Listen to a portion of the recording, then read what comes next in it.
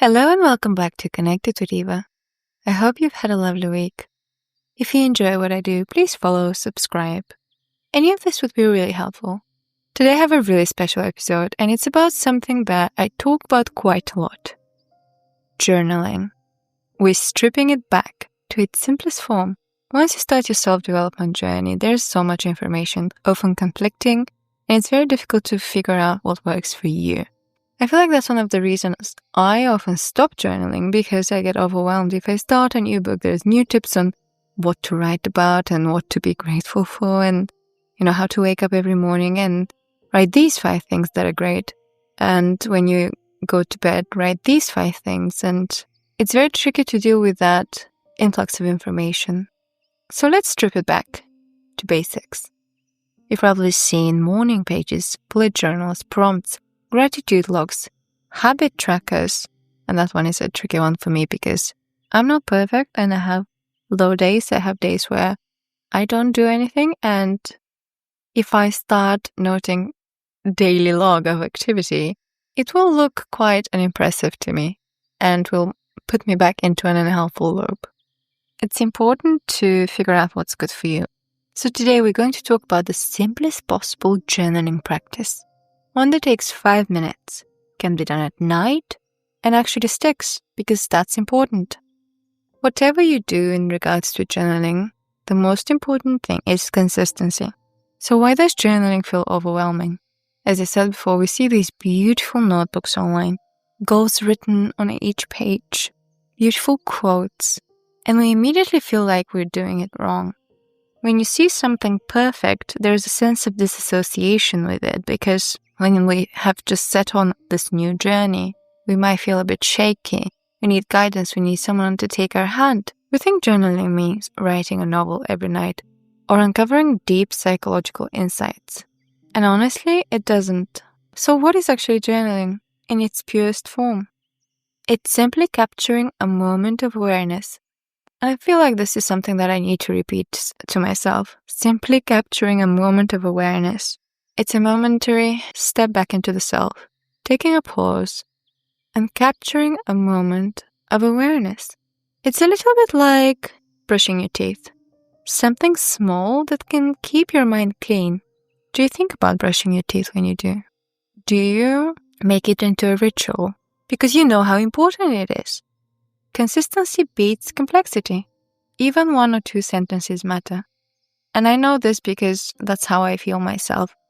I don't always have a whole essay to write, and most often than not, I actually don't. When it comes to journaling myself, 1 or 2 sentences really shift my mood. They bring me back to the present. Because when you're journaling, again, like brushing your teeth, you should do it with awareness. So let's finally get into that 5-minute evening practice that you can do every night and will really shift your mood. Habits before bedtime are really important. They also set the tone for the next day, and then the day after, and the day after, and the day after, and the day after that.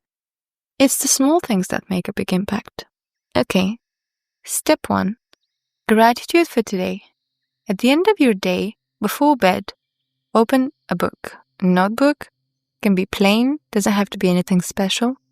You can do it on your phone's notes app and write down 3 things from today you're grateful for. They don't have to be profound. Maybe it's the perfect coffee in the morning, the great service you received, a kind text from someone, or the fact that your train wasn't late. Could be anything. When you put your attention on things, you see them differently. I'm talking about trains, for example. If your train is not late and you arrive somewhere on time, you have a nice journey, that's something you might not pay attention to unless you write it in your journal and then you see it with different eyes. So why does gratitude matter? It shifts focus from what's missing to what's working. Your circumstances, they don't change sometimes. It's how you look at them. That's what changes. It also helps the brain settle and end the day on a calmer tone, which sets the foundation for a better day tomorrow. And if you want to focus on something that's really irritated you that day and you just can't let go, well, note a small lesson or thing you'll let go of in regards to that. We're not just passers-by in our own lives, so it's important to take note of these things. Keep it short in the journal, keep it light, keep it honest, and remember, what you're writing is setting the tone for the day after. Let's go on to step number 2, gentle planning for tomorrow. Look at tomorrow with optimism. Write down 3 things that will be good tomorrow. Frame it as a positive expectation, than a to-do list. Tomorrow, I'll enjoy my morning walk. I'll feel proud after finishing that task. I'll have a good conversation with a friend. I will get an email that will put a smile on my face. This trains your brain to anticipate good things and find calm before the day even begins. You're pre-grateful for the day ahead. It sets an emotional tone. It sets your energy, the energy you wake up with, the energy you welcome that day with. Keep this flexible. It's about intention. It's not about pressure. It's never about pressure. It never should be about pressure. Step 3. Combine and reflect. That's it. 6 simple sentences. 3 from today, 3 for tomorrow. You've acknowledged what's good, and you've gently guided your mind towards more good things. It's grounding, not demanding. For tomorrow, say, I will get an email that puts a smile on my face. And you will start expecting that subconsciously. So why does this work? Writing creates a sense of completion, a mini bookend to your day. Setting gentle intentions reduces anxiety and helps your brain look for the positive. It trains your brain to look for the positive. You're training your attention, and attention determines emotion.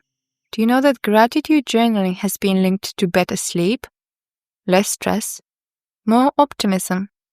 It makes sense. You go to bed and the last thing you've thought of was what you were grateful for and what you're excited for on the following day.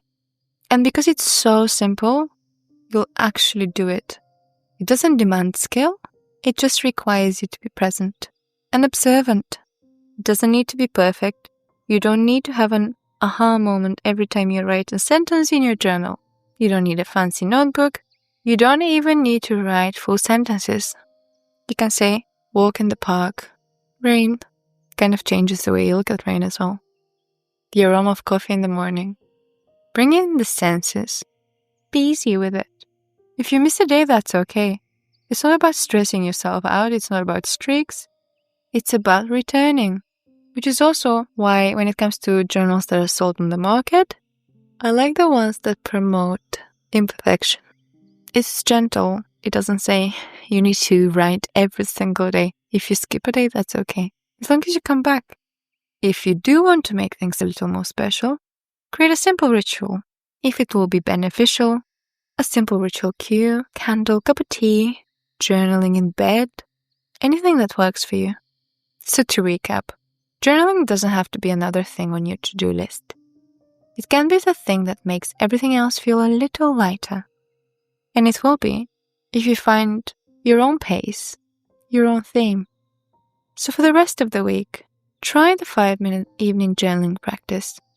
See how it makes you feel. If you give it a go, tell me what shifts for you. Until next time, take 5 minutes for yourself tonight and let that be enough.